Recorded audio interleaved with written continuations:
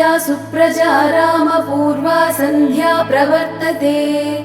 उत्तिष्ठ नरशार्दूल कर्तव्यं दैवमाह्निकम्। कौसल्या सुप्रजा रामपूर्वा सन्ध्या प्रवर्तते।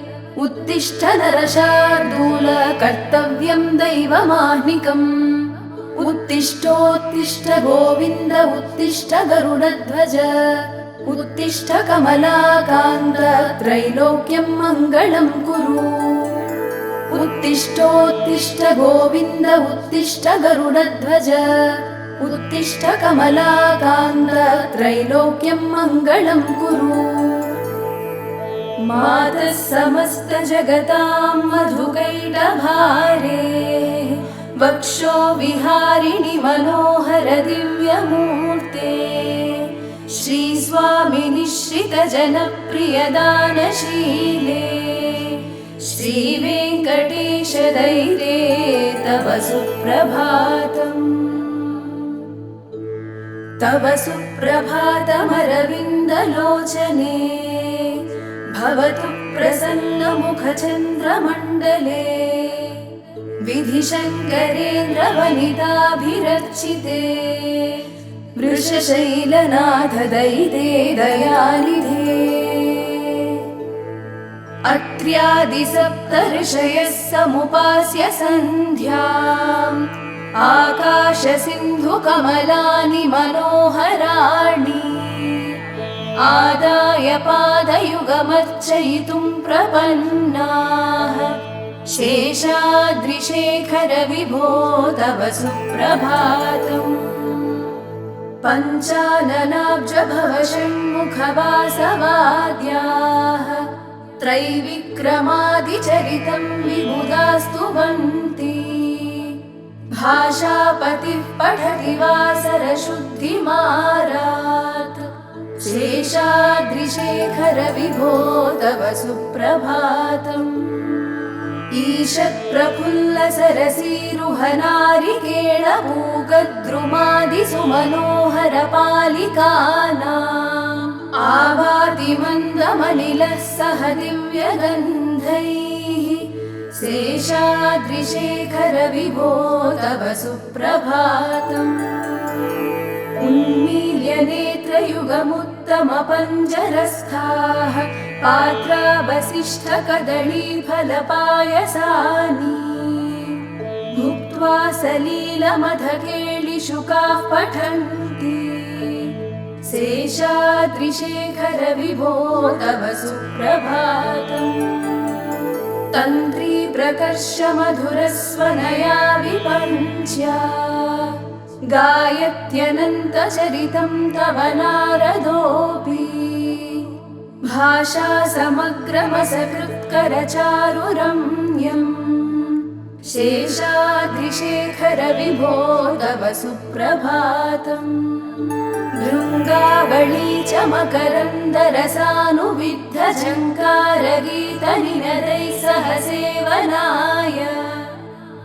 निर्यात्युपान्तसरसी कमलोदरेभ्यः। शेषाद्रिशेखर विभो तव सुप्रभातम्। योषागणेन वरदध्विविमध्यमाने। घोषालयेषु दधिमन्थन तीव्रघोषाः। रोषात् कलिं विदधते ककुभश्च कुम्भाः। शेषाद्रिशेखर विभो तव सुप्रभातम्। पद्मेशमित्रशतपत्रगदाळिवर्गाः। हर्तुं श्रियं कुवलयस्य निजाङ्गलक्ष्म्या। भेरीनिनादमिव बिभ्रति तीव्रनादम्। शेषाद्रिशेखर विभो तव सुप्रभातम्। श्रीमन्नभीष्टवरदाखिललोकबन्धो। श्री श्रीनिवास जगदेकदयैकसिन्धो। श्रीदेवताग्रहभुजान्तर दिव्यमूर्ते। श्रीवेङ्कटाचलपते तव सुप्रभातम्। श्रीस्वामी पुष्करिणिकाप्लवनिर्मलाङ्गाः श्रेयोर्धिनो हरविरिञ्चि सनन्दनाद्याः द्वारे वसन्ति वरनेत्रहतोत्तमाङ्गाः श्रीवेङ्कटाचलपते तव सुप्रभातम्। श्रीशेषशैलगरुडाचलवेङ्कटाद्रिनारायणाद्रिवृषभाद्रिवृषाद्रिमुख्याम् आख्यां त्वदीयवसतेरनिशं वदन्ति श्रीवेङ्कटाचलपते तव सुप्रभातम्। सेवा परा शिव सुरेश कृशानुधर्म रक्षोऽम्बुनाथ पवमान धनाधिनाथाः बद्धाञ्जलि प्रविलसन्निज शीर्षदेशाः श्रीवेङ्कटाचलपते तव सुप्रभातम्।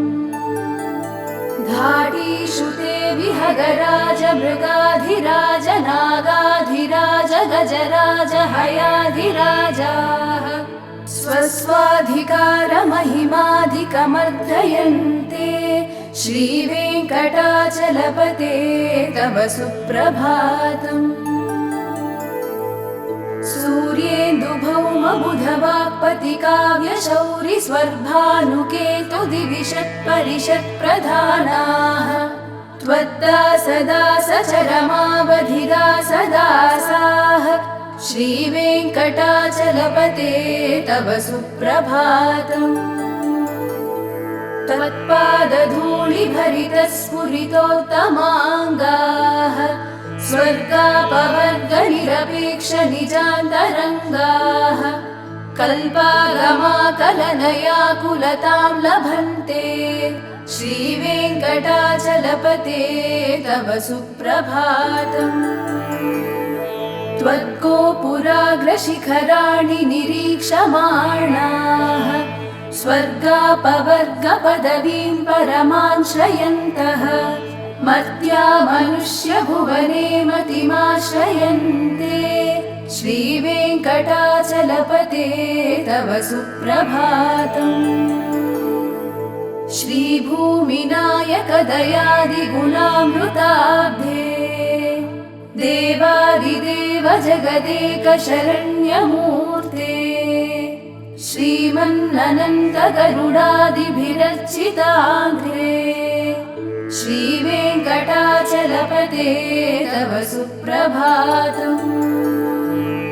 श्रीपद्मनाभ पुरुषोत्तम वासुदेव वैकुण्ठमाधव जनार्दन चक्रपाणे श्रीवत्सचिह्न शरणागत पारिजात श्रीवेङ्कटाचलपते तव सुप्रभातम्। कन्दर्पदर्पहर सुन्दर दिव्यमूर्ते कान्ताकुचाम्बुरुह कुट्मललोलदृष्टे कल्याण निर्मल गुणाकर दिव्यकीर्ते श्रीवेङ्कटाचलपते तव सुप्रभातम्। मीनाकृते कमठकोल नृसिंहवर्णिन् स्वामिन् परश्वत तपोधन रामचन्द्र शेषांश राम यदुनन्दन कल्किरूप श्रीवेङ्कटाचलपते तव सुप्रभातम्। येलालवङ्गघनसार सुगन्धितीर्थम् दिव्यं वियत्सरिति हेमघटेषु पूर्णम् धृत्वाद्यवैदिकशिखामणयः प्रहृष्टाः तिष्ठन्ति वेङ्कटपते तव सुप्रभातम्। भास्वानुदेति विकचानि सरोरुहाणि सम्पूरयन्ति निनदैः ककुभो विहङ्गाः श्रीवैष्णवाः सततमर्थितमङ्गलास्ते धामाश्रयन्ति तव वेङ्कट सुप्रभातम्। ब्रह्मादयः सुरवराः समहर्षयस्ते सन्तः सनन्दनमुखास्वदयोगिवर्याः धामान्तिके तव हि मङ्गलवस्तु हस्ताः श्रीवेङ्कटाचलपते तव सुप्रभातम्। लक्ष्मीनिवास निरवद्य गुणैकसिन्धो संसारसागर समुत्तरणैकसेतो वेदान्तवेद्य निज वैभव भक्तभोग्य श्रीवेङ्कटाचलपते तव सुप्रभातम्। लक्ष्मीनिवास निरवद्य गुणैकसिन्धो संसारसागर समुत्तरणैकसेतो वेदान्तवेद्य निज वैभव भक्तभोग्य श्रीवेङ्कटाचलपते तव सुप्रभातम्। इत्थं वृषाचलपतेरिह सुप्रभातम्। ये मानवाः प्रतिदिनं पठितुं प्रवृत्ताः तेषां प्रभातसमये स्मृतिरङ्गभाजाम् प्रज्ञां वरार्धसुलभां परमां प्रसूते। इत्थं वृषाचलपतेरिह सुप्रभातम्। ये मानवाः प्रतिदिनं पठितुं प्रवृत्ताः तेषां प्रभातसमये स्मृतिरङ्गभाजाम् प्रज्ञां वरार्धसुलभां परमां प्रसूते।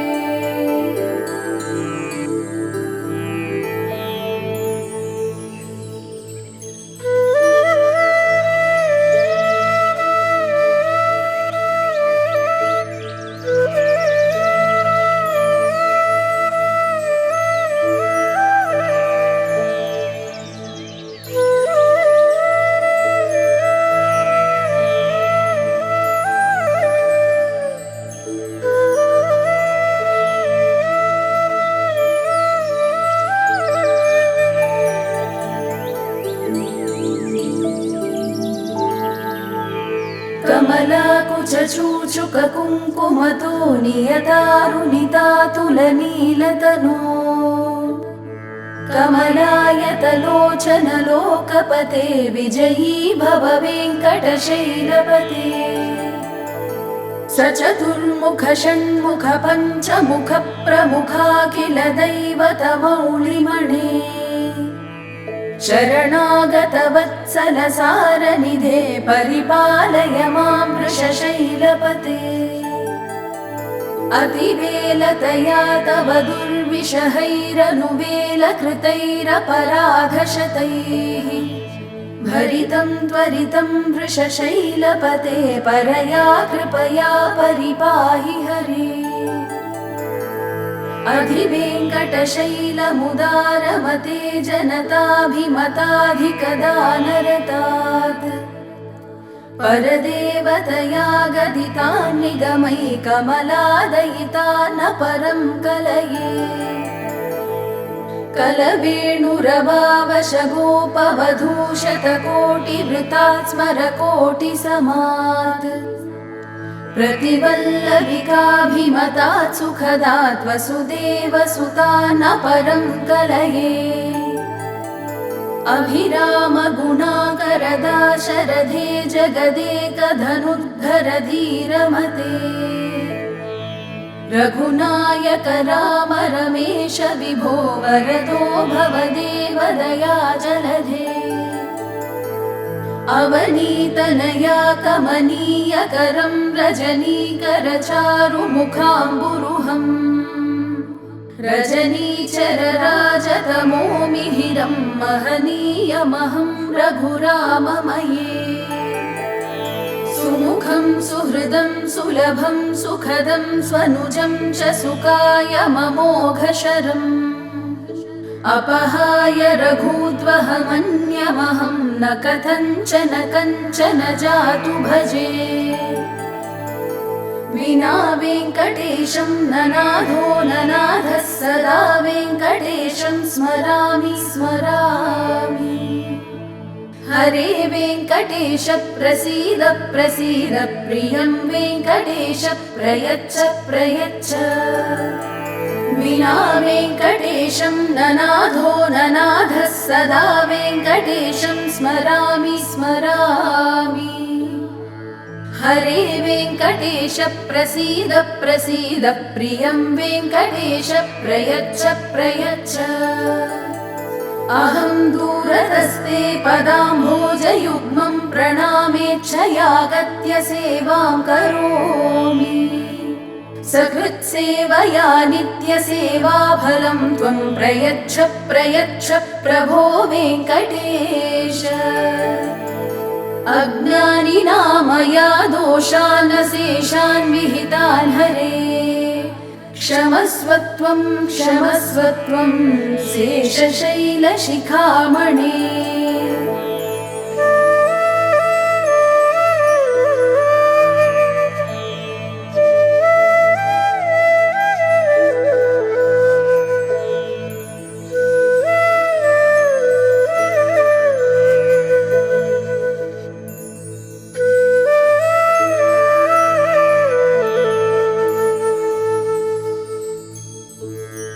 ईशानां जगतोऽस्य वेङ्कटपतेर्विष्णोः परां प्रेयसी तद्वक्षस्थलनित्यवासरसिकां तत्शान्तिसंवर्धिनी पद्मालङ्कृतपाणिपल्लवयुगां पद्मासनस्तां श्रियं वात्सल्यादिगुणोज्ज्वलां भगवतीं वन्दे जगन्मातरम् श्रीमन्कृपाजलनिधे कृतसर्वलोक सर्वज्ञशक्तनतवत्सल सर्वशेषिन् स्वामिन् सुशीलसुलभाश्रितपारिजात श्रीवेङ्कटेशचरणौ शरणं प्रपद्ये सद्यो विकासि समुदित्वरसान्द्ररागसौरभ्यनिर्भरसरोरुहसाम्यवार्ता सम्यक्षु साहसपदेषु विलेखयन्तौ श्रीवेङ्कटेशचरणौ शरणं प्रपद्ये आनूपुरार्चितसुजातसुगन्धिपुष्पसौरभ्यसौरभकरौ समसन्निवेशौ सौम्यौ सदानुभवनेऽपि नवानुभाव्यौ श्रीवेङ्कटेशचरणौ शरणं प्रपद्ये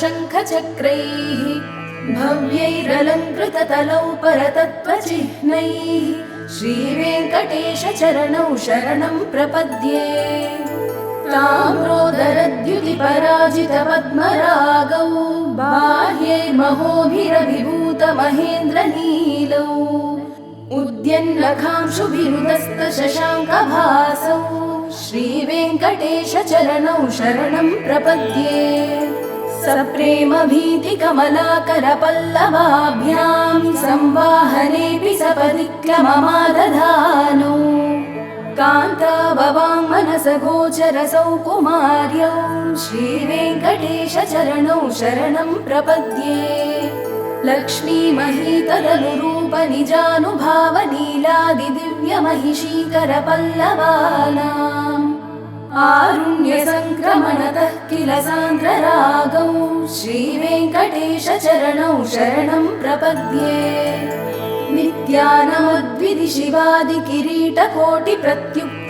नित्यानमद्विधिशिवादिकिरीटकोटिप्रत्युक्तदीप्तनवरत्नमहः प्ररोहैः नीराजनाविधिमुदारमुपादधानौ श्रीवेङ्कटेशचरणौ शरणं प्रपद्ये विष्णोः पदे परम इत्युदितप्रशंसौ यौ मध्वौत्स इति भोग्यतयाप्युपातौ भूयस्तदेति तव पाणितलौ प्रतिष्ठौ श्रीवेङ्कटेशचरणौ शरणं प्रपद्ये पार्थाय तत्सदृशसारथिना त्वयैव यौ दर्शितौ स्वचरणौ शरणं व्रजेति भूयोऽपि मह्यमिहतौ करदर्शितौ ते श्रीवेङ्कटेशचरणौ शरणं प्रपद्ये मन्मूर्ध्निकाळियभणे विकटाटवीषु श्रीवेङ्कटाद्रिशिखरे शिरसि श्रुतीनाम् चित्तेऽप्यनन्यमनसां सममाहितौ ते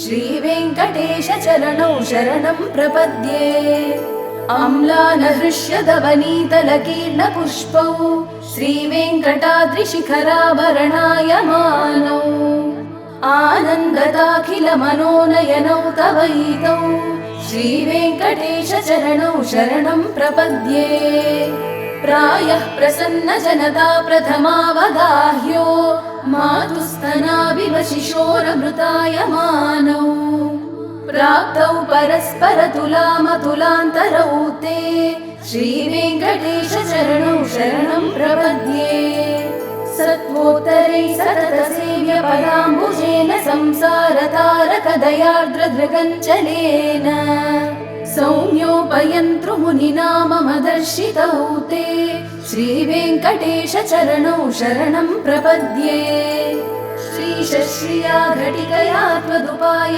भावे प्राप्ये त्वयि स्वयमुपेयतया स्फुरन्त्या नित्याश्रिताय निरवद्य गुणाय तुभ्यं स्यां किङ्करो वृषगिरीश न जातु मह्यम् श्रियः कान्ताय कल्याणनिधये निधयेऽर्थिनां श्रीवेङ्कटनिवासाय श्रीनिवासाय मङ्गलम् लक्ष्मी सविभ्रमालोकशुभ्रो विभ्रमचक्षुषे चक्षुषे सर्वलोकानां वेङ्कटेशाय मङ्गलम् श्रीवेङ्कटाद्रिशृङ्गाग्रमङ्गलाभरणाङ्ग्रये मङ्गलानां निवासाय श्रीनिवासाय मङ्गलम् सर्वावयव सौन्दर्य सम्पदा सर्वचेतसां सदा सम्मोहनायास्तु वेङ्कटेशाय मङ्गलम् नित्याय निरवध्याय सत्यानन्दचिदात्मने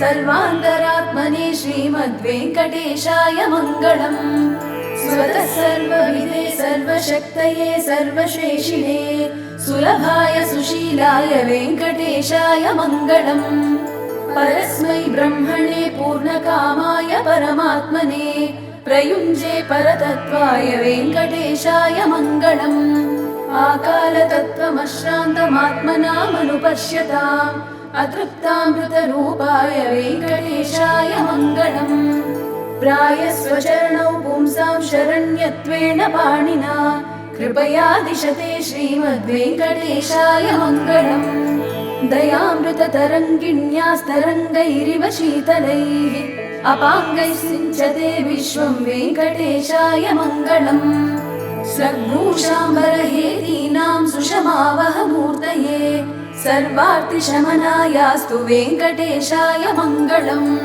श्रीवैकुण्ठविरक्ताय स्वामि पुष्करिणीतटे रमया रममाणाय वेङ्कटेशाय मङ्गलम् श्रीवैकुण्ठविरक्ताय स्वामि पुष्करिणीतटे रमया रममाणाय वेङ्कटेशाय मङ्गलम् श्रीमत्सुन्दरजामात्रमुनिमानसवासिने सर्वलोकनिवासाय श्रीनिवासाय मङ्गलम् मङ्गलाशासनपरैर्मदाचार्यपुरोगमैः सर्वैश्च पूर्वैराचार्यैः सत्कृतायास्तु मङ्गलम्।